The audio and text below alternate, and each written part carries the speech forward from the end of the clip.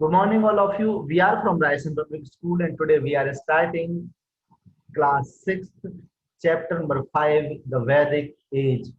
आज हम इस चैप्टर में पढ़ने वाले हैं कि जो आर्यंस थे, जिन्होंने वेद की रचना की, जिन्होंने वेद की रचनाएं लिखी, वो किस तरह के लोग थे, उनकी संस्कृति कैसी थी, वो किस तरह से रहा करते थे, वो उनके बारे में हम पूरी चीजें आज पढ़ने वाले हैं। हम यहाँ से आगे बढ़ते हैं थोड़ा सा। देखिए, हम ये जानते हैं कि 4 वेद हुआ करते हैं। पहला जो वेद है जो ओपन है यहाँ पर, उसका नाम है ऋग्वेद। इसको फर्स्ट बुक भी कहा जाता है, first book in the world भी कहा जाता है। दुनिया की पहली किताब जो है वो कौन सी रही है? ऋग्वेद रही है। ठीक है, दूसरे नंबर पर यजुर्वेद है, फिर सामवेद, और फिर जो चौथा जो वेद है वो अथर्ववेद है। ठीक है, इस तरह से आर्यंस द्वारा लिखे गए जो चारों वेद जो हैं बहुत ही ज्यादा वैल्यूएबल हैं, और उनके द्वारा लिखी गई सबसे पुरानी पुस्तकों में से ये आया करते हैं। हम यहाँ सबसे पहले बात करते हैं ऋग्वेद। तो ऋग्वेद जो है उसमें 10,552 वर्सेस हैं। ठीक है, उस बुक्स के अंदर जो कि उसमें लिखी हुई जो रचनाएं हैं, कई सारे मंत्र हैं। ठीक है, use by the three prayers जो ब्राह्मणों के द्वारा उपयोग किए जाते थे। Hands of Rigveda focus on pleasing the principal god Indra, और इसमें जो है इंद्र भगवान की प्रार्थनाएं हैं बहुत सारी। ठीक है, वार, विंड एंड रेन के बारे में याचनाएं की गई हैं। अग्नि मतलब आग के द्वारा आग को बुलाने के लिए जो रचनाएं हैं वो यहाँ पर बताई गई हैं। ठीक है, और सूर्य के बारे में, वरुण के बारे में, इन सब के बारे में इन्होंने ऋचाएं हाइम्स लिखी हुई हैं। तो द रिचुअल सैक्रिफाइसेस मींस, ये जो ऋग्वेद है ये हमारे लिए धर्म और अनुष्ठानों के बारे में ये बताया करता है। The Vedic gods also forgive wrong going and met out justice in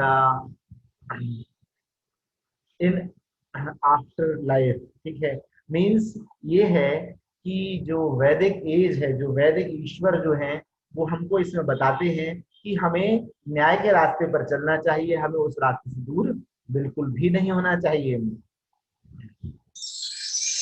अब जो दूसरा जो वेद है वो है यजुर्वेद। जो यजुर्वेद रहा है वो उसमें 1975 ऋचाएं रही, वर्सेस रही हैं। ठीक है, and it is not only lays down the rules for the performance of various duties. इसमें हमारे कर्तव्यों के बारे में, अलग अलग कर्तव्यों के बारे में समझाया गया है। ठीक है, इसके साथ है but also there almost stress on the right action. ठीक है, और इसमें बताया गया है कि हमको सही रास्ते पर चलना चाहिए। ऑल गुड एक्शंस कंस्टिट्यूट इन यजनाम। ठीक है, मीन्स ये है इस यजुर्वेद में पूरी की पूरी जो चीजें हैं वो अच्छे कर्मों पर चलने के लिए समझाया गया है। It describe all the forms of right actions, means इसमें सभी वो सही बातें बताई गई हैं जो मानव जीवन में सही हुआ करती हैं। ठीक है, जो जन्म से लेके मृत्यु तक की जो बातें हैं वो सब यहाँ इस वेद में समझाई गई हैं। हम यहाँ पर तीसरे नंबर के वेद पर चलते हैं। तीसरे नंबर का जो वेद है वो है Samaveda. And liturgical work consisting of primary of sections from the Rigved. Samved was chanted in fixed melodies by the Adhavaryu pressed. Each contain about 2000 verses. ये जो वेद है इसमें गायन है, इसमें लगभग 2000 वर्सेस रचाएं इसमें प्रेजेंट हैं। ठीक है, सामवेद है। सामवेद जो है वो जीवन की जो अच्छाइयां हैं, जीवन की जो सुख है, उन पर ये चित्रित है। ठीक है, इसमें बहुत सारी चीजें इस तरह की बताई गई हैं जो जीवन को मेलोडियस या फिर अच्छा बनाया करती हैं। यहाँ पर हम चौथे नंबर का जो वेद है उसका नाम है अथर्ववेद। ठीक है, इस अथर्ववेद में विजडम ऑफ द सैक्रिफिकल फॉर्मूलाज। ठीक है, मीन्स हम किस तरह से सेक्रीफाई करके जो है ईश्वर प्राप्ति कर सकते हैं, हम आनंद ले सकते हैं। was added significantly later than the first three Samhitas, perhaps as late as 500 BC। ऐसा माना जाता है कि वो 500 BC के लगभग में ये लिखा गया था। इसमें it consist of 20 books of hymns and prose. इसमें छोटी छोटी 20 बुक्स हैं जिसमें कई सारे ऋचाएं हैं, कई सारे संवाद लिखे हुए हैं, ठीक है। Many of which reflect the religious concern of everyday life. और इसमें मानव जीवन में उपयोग होने वाले, हर जीवन में उपयोग होने वाले कई सारी चीजों के बारे में, रिलीजियस रिचुअल्स के बारे में लिखा, धर्म अनुष्ठानों के बारे में इसमें लिखा हुआ। This said the Atharvaveda apart from the other Vedas. और इसलिए अथर्ववेद बाकी वेदों से अलग हो जाता है, which focus on the adoring the God and performing the liturgy of sacrifice, and makes it important source of information on the practical religion magic of the time। Means इसमें बताया है कि हमको रिलीजन को बहुत अच्छे से मानना चाहिए, उसका इम्पोर्टेंस वगैरह इसमें सब बताया गया है। अब हम बात करते हैं उन आर्यंस के बारे में जिन्होंने सबसे पहले वेदों की रचना की, जिनका जो कल्चर रहा था बहुत ही ज्यादा एडवांस कल्चर रहा था। ये बहुत मोस्ट सिविलाइज्ड रेसेस में आया करते हैं, मोस्ट सिविलाइज्ड पर्सन्स ये रहे हैं, ठीक है। और पूरी दुनिया में सबसे ज्यादा सिविलाइज्ड कौन रहे हैं? आर्यंस ही रहे हैं। दे वर टॉल, वो कैसे थे? वो लंबे थे, वो गोरे हुआ करते थे, फेयर कॉम्प्लेक्शन पीपल्स थे, ठीक है। और sharp features and strong physique, means वो एकदम अच्छे दिखने वाले थे और बहुत मजबूत, मीन्स स्ट्रॉन्ग भी वो पर्सन्स रहे थे। हम यहाँ से थोड़े आगे देखते हैं। देखिए यहाँ पर जो वैदिक सिविलाइजेशन है उसको यहाँ पर सिंबलाइज किया गया है। वैदिक सिविलाइजेशन में जो लोग होते थे, जो ब्राह्मण होते थे, वो शिक्षा दिया करते थे और सभी लोगों को वो शिक्षा बचपन से लेके, हाँ, उनको लगभग 25 एज तक वो शिक्षा लेना हुआ करती थी। ये वैदिक सिविलाइजेशन रहा था। देखिए हम आर्यंस पर बात कर रहे हैं। ऐसा माना जाता है कि जो आर्यंस जो हैं वो लगभग वो इस भारत में इन्वेड होकर आए थे, कहीं दूर से वो आए थे, ठीक है। और English, Indians, German, Spanish, French and Persian, ऐसा मानते हैं कि वो भी आर्यंस ही हैं, ठीक है। जो कि वो प्राइड महसूस करते हैं कि वो आर्यंस हैं, कि वो ट्रू डिसेंडेंट्स हैं आर्यंस के, जो कि इंडिया जो है वो लगभग सेकंड मिलेनियम बीसी में यहाँ पर आए थे।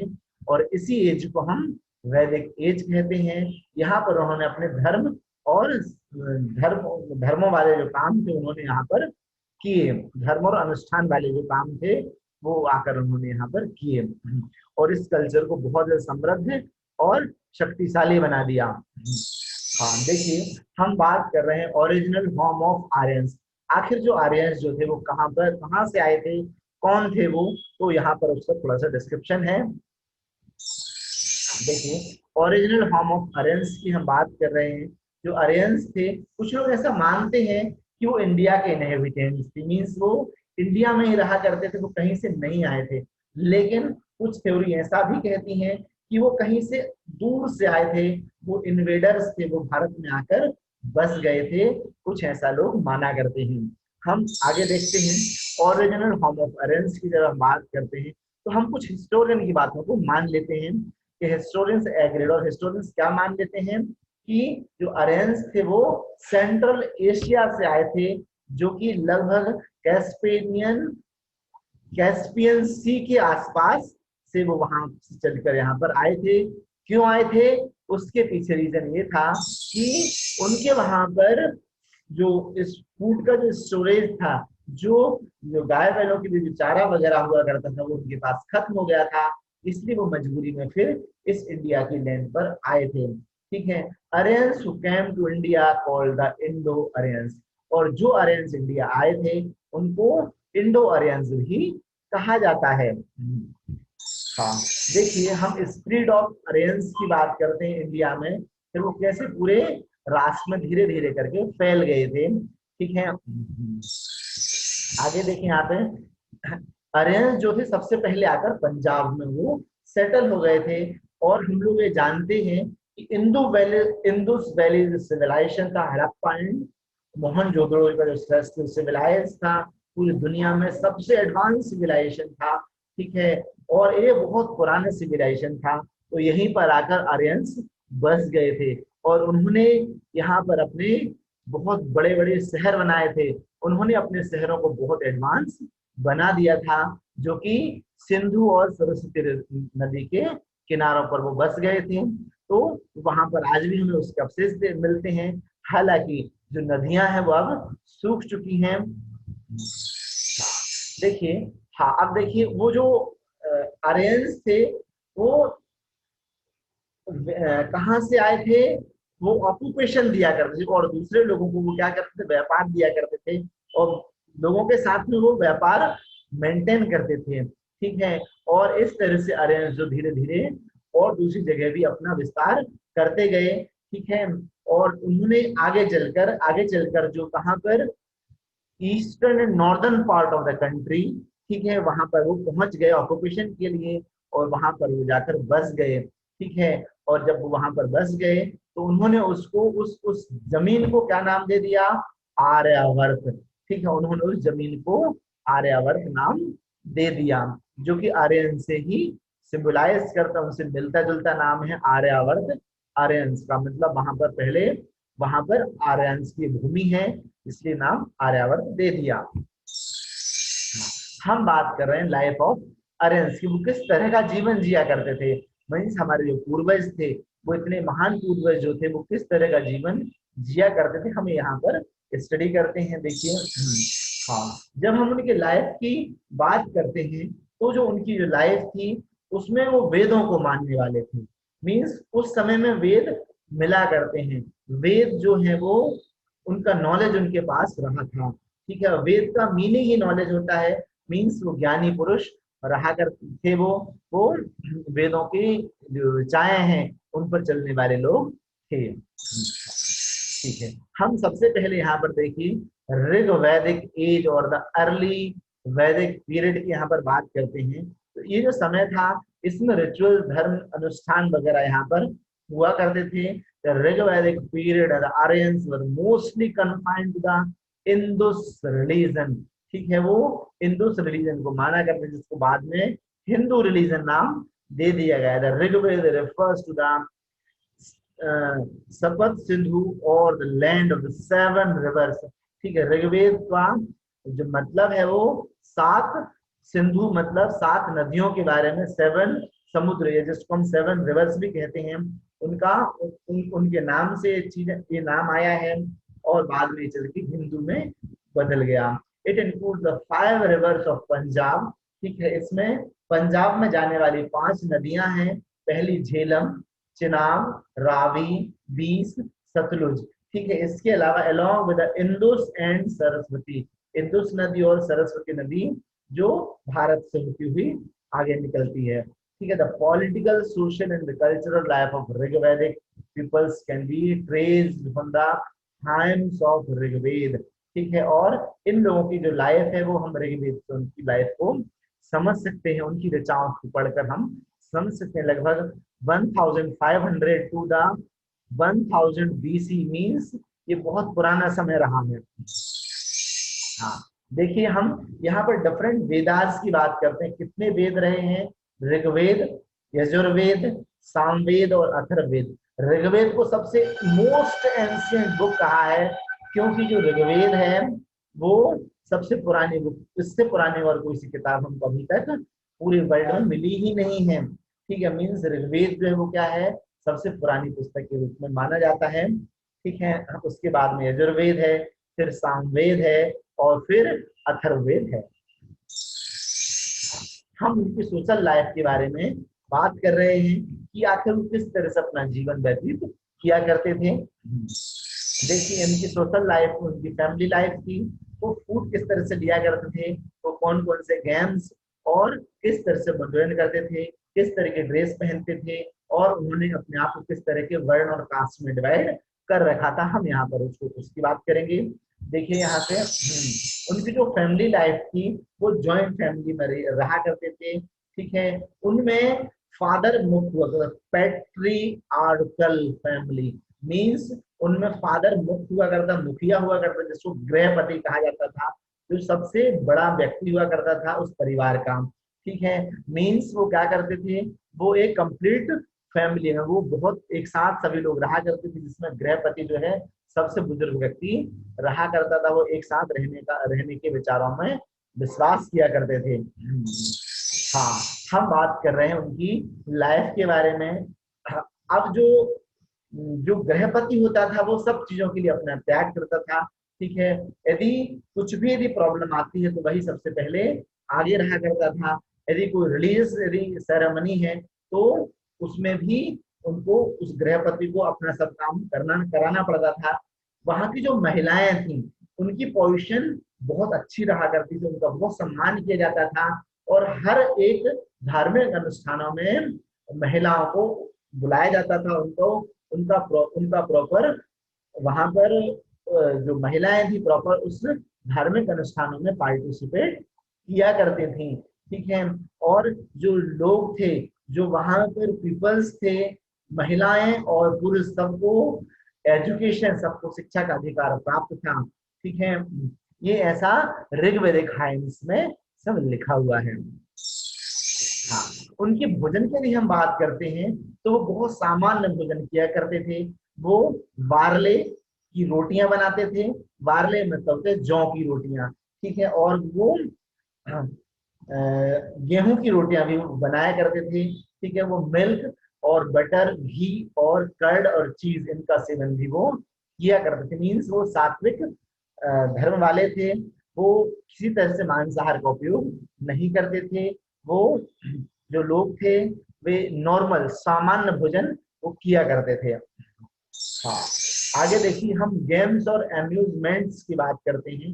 तो वो जो थे वो एंजॉयमेंट के लिए जो शादी वगैरह हुआ करती हैं, मैरिजेस होती हैं, ठीक है, वो उनके उनके कार्यक्रम हुआ करते थे, ठीक है। इसके अलावा वो हॉर्स रेसिंग वहां पर हॉर्स रेसिंग के प्रोग्राम होते थे, ठीक है, या फिर हंटिंग के प्रोग्राम होते थे, कैरियट रेसिंग वगैरह भी हुआ करती थी, ठीक है।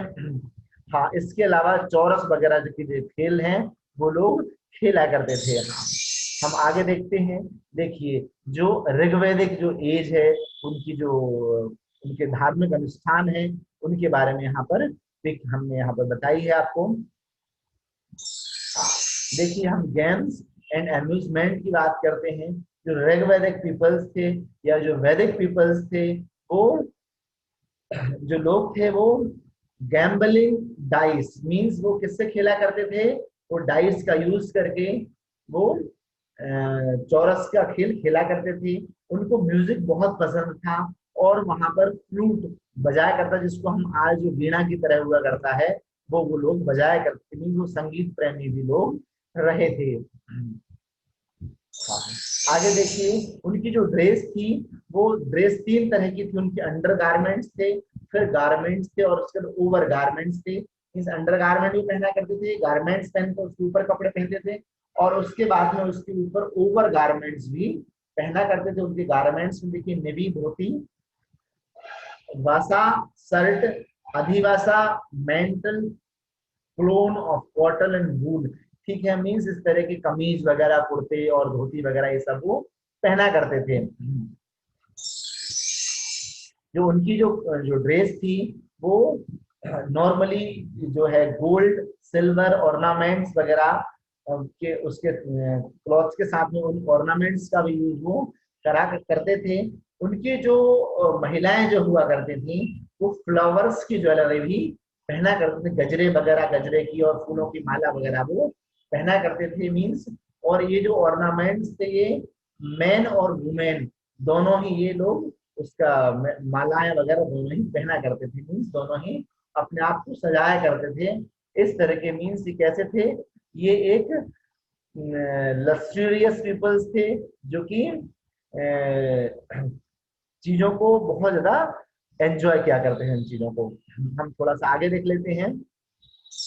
हाँ देखिए, हम वर्ण की बात करते हैं, मीन्स जो आर्यंस थे वो 4 वर्णों में, 4 वर्ण्स में वो उन्होंने अपने आप को बांट रखा था।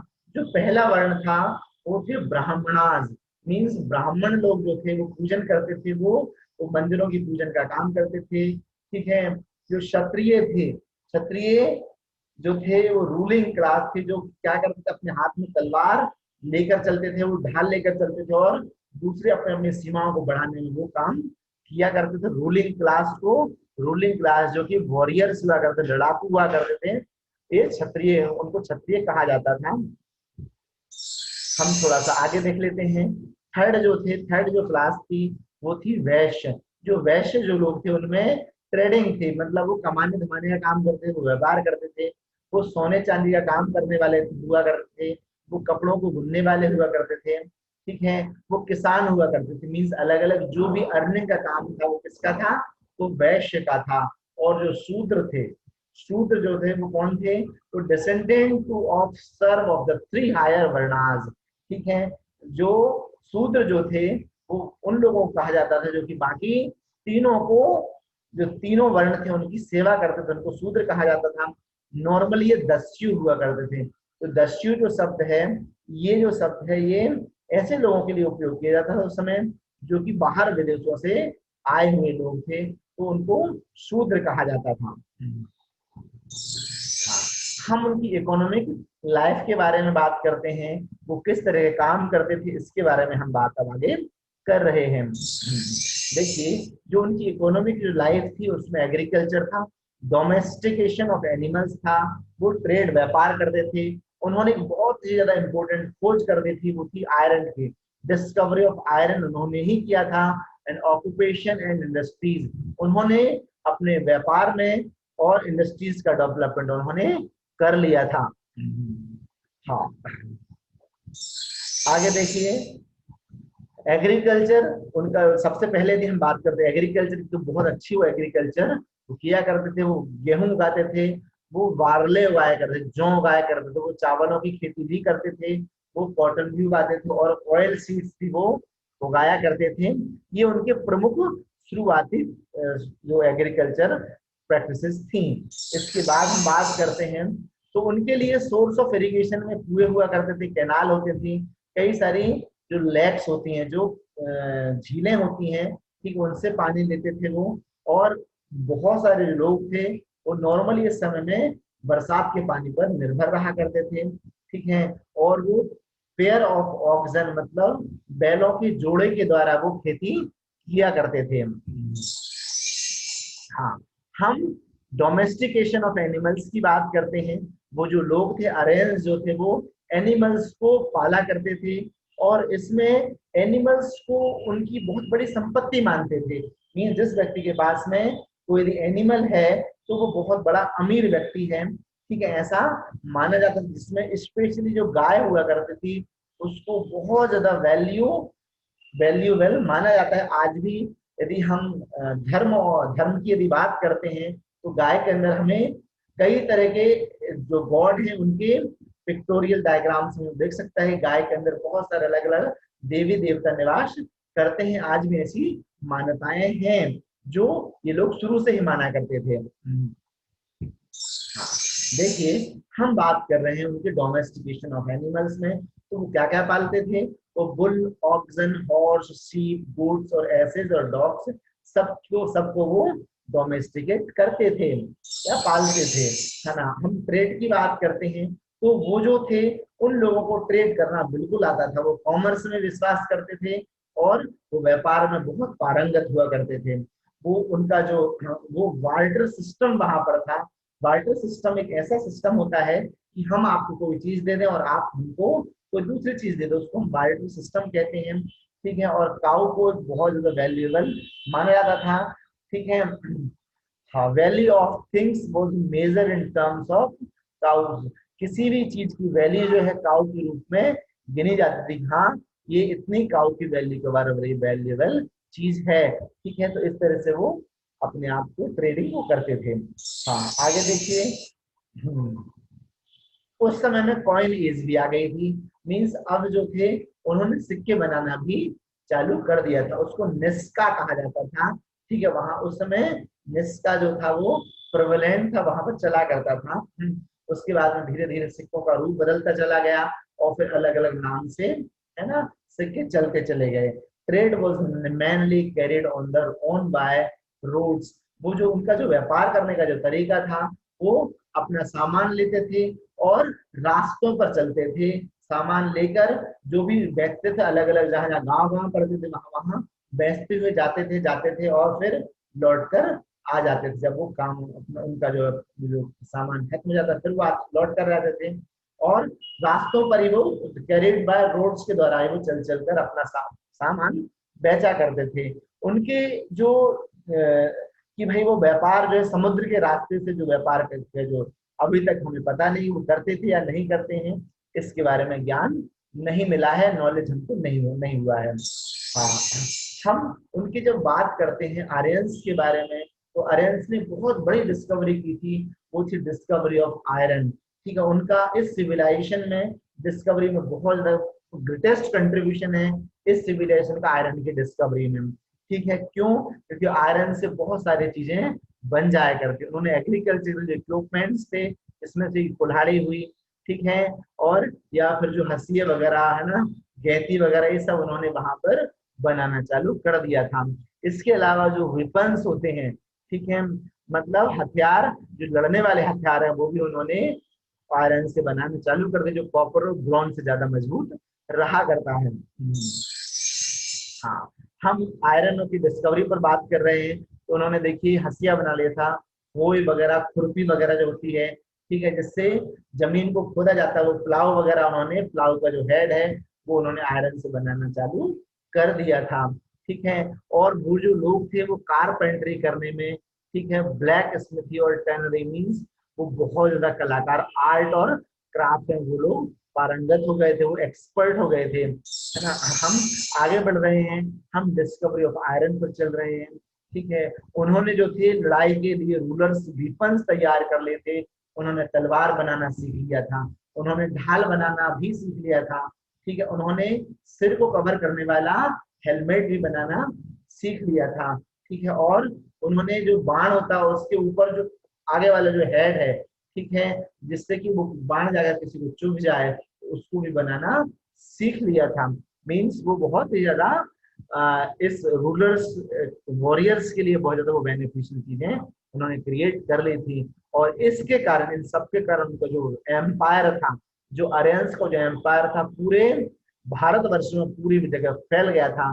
मीन्स वो बहुत अच्छे लड़ाकू हो चुके थे, वो बहुत अच्छे वॉरियर्स बन चुके थे। हाँ, हम बात कर रहे हैं उनके ऑक्यूपेशन एंड इंडस्ट्रीज की। तो जो उनका ऑक्यूपेशन था, बहुत सारे जो आर्यंस थे वो कई सारे अलग अलग प्रकार के ऑक्यूपेशंस किया करते थे। कुछ लोग कारपेंटर्स थे, मीन्स वो लकड़ी का काम करते थे, कुछ सोने चांदी का काम करने लगे थे, कुछ जो थे वो जो थे चमड़े वगैरह का काम कर, लेदर सपोर्टर्स जो थे, फिर कुछ जो थे डॉक्टरी वगैरह का, कुछ बुनाई वगैरह का काम भी वो करने लगे थे। तो ये अलग अलग काम में बट गए थे। ठीक है, इसके बाद में वो जो लोग थे वो सभी एक दूसरे के बेनिफिट्स के रूप में काम हुआ करता था। ठीक है, वो एक दूसरे को बेनिफिशियल वे में वर्क किया करते थे। कोई भी प्रोफेशन वहां पर इंफीरियर नहीं था, ये इम्पोर्टेंट है। किसी भी प्रोफेशन की, चाहे वो जूते बनाने वाला काम हो या फिर वो खेती करने वाला काम हो, कोई भी काम जो है अपने आप में कम नहीं था। सभी कामों के लिए सम्मान उस समय में दिया जाता था, कोई भी काम इंफीरियर नहीं था, सबका सम्मान रखा जाता था। हाँ, हम गवर्नमेंट और पॉलिटिकल लाइफ की बात करते हैं कि वहां पर किस तरह की गवर्नमेंट थी, किस तरह की पॉलिटिकल लाइफ उस समय की आर्यंस जिया करते थे। देखिए, जो आर्यंस थे उनमें एक किंग हुआ करता, एक राजा होता था, उसका उनके मंत्री होते थे, ठीक है, सभा और समिति होते थे, और मोड ऑफ वारफेयर, हम 4 चीजों के बारे में हम पढ़ने वाले हैं। स्टेटस, किंग का कैसा स्टेटस था, ठीक, इन सब के बारे में पढ़ते हैं। देखिए, यहाँ पर हम स्टेटस ऑफ किंग की बात करते हैं, तो जो ऋग वैदिक एज में या फिर वैदिक एज जो थी, वहां पर जन होते थे। ठीक है, जो लोग होते थे वो उस राजा को, रूलर को राजन कहते थे। ठीक है। और जो किंग होता था, उसके किंग का जो सबसे फर्स्ट बड़ा वाला जो बालक होता था, ठीक है, वो हेरिडेटरी राजा कहलाता, भविष्य का, ठीक है। ओके, आगे देखिए। हाँ, हम स्टेटस ऑफ किंग की यदि बात करते हैं तो किंग जो है वो इलेक्ट किया जाता था। मींस यदि हम सोचें कि सपोज जो बड़ा वाला जो बालक है वो योग्य नहीं है, ठीक है, तो फिर उनमें से यदि राजा चाहता है तो इलेक्शन करवाता था, और उसमें से जो योग्य बालक होता था उसको फिर राजा बना दिया जाता था। ऐसी कई सारी कहानियों में आप लोग इनको देख सकते हैं। Pupils could select a worthy of monarch of their own choice from among the members of the royal family or nobility with when situation demanded। जब कभी आवश्यकता पड़ती थी तब उस समय जो पीपल्स होते थे वो इलेक्शन करते थे और उनकी पसंद का राजा बना दिया जाता था, ठीक है। हाँ, आगे देखिए, हम बात कर रहे हैं मिनिस्टर्स एंड किंग्स की। तो इस समय में जो मिनिस्टर्स और जो किंग के साथ में मिनिस्टर्स होते थे, इनमें एक जो पहला था वो पुरोहित था, ठीक है। फिर सेनानी थे। पुरोहित जो था वो रिलीजियस एडवाइजर था, वो धर्म के बारे में बताया करता था। जो सेनानी होते थे वो क्या करते थे, वो लड़ाई वगैरह में दुश्मनों के बारे में वो इंफॉर्मेशन देते थे, लड़ने में वही हेल्प राजा की किया करते थे। हाँ, अब देखिए, हम मिनिस्टर्स की बात करते हैं तो जो मिनिस्टर्स थे वो बहुत ज्यादा वैल्यूएबल वहां पर हुआ करते थे, वही पूरी चीजों को मेंटेन करते थे। मींस बिना मिनिस्टर्स के जो राजा था वो किसी काम का नहीं था। राजा जो है, जैसे बर्ड्स विदाउट विंग्स होती है, बर्ड्स जो है बिना विंग्स की कोई यूजफुल हुआ करती है, ठीक वैसे उस समय में राजा जो है बिना मिनिस्टर्स के कोई काम का नहीं था। मीन्स राजा कुछ नहीं कर सकता था।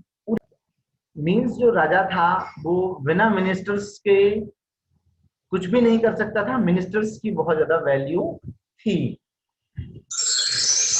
हम सभा और समिति के बारे में बात करते हैं तो जो लोग होते थे गांवों में, ग्रामों में ग्रामीणी करके एक हेडमैन रहा करता था, ठीक है। और वो गांव में जो भी समस्याएं आती थी उनको वो सुनता था, उनको सॉल्व करता था, ठीक है।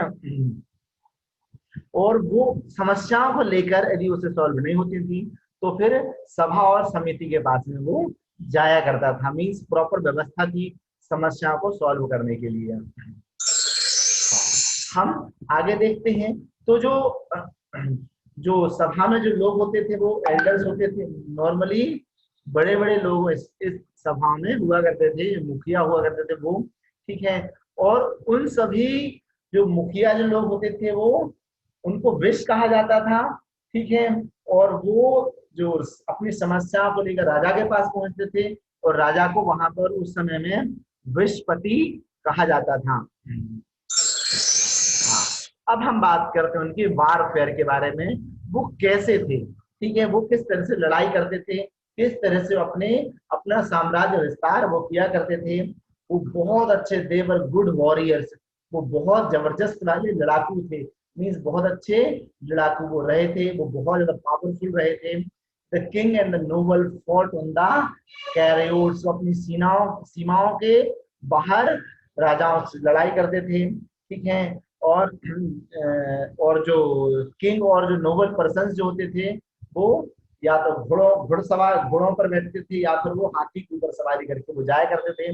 जो कॉमन लोग होते थे वो पैदल लड़ाई किया करते थे। हाँ, उनका जो वारफेयर का जो तरीका था, उन्होंने हेलमेट बना लिया था। उन्होंने एक हाथ में हेलमेट होता था, दूसरे में तलवार हुआ करती थी, ठीक है।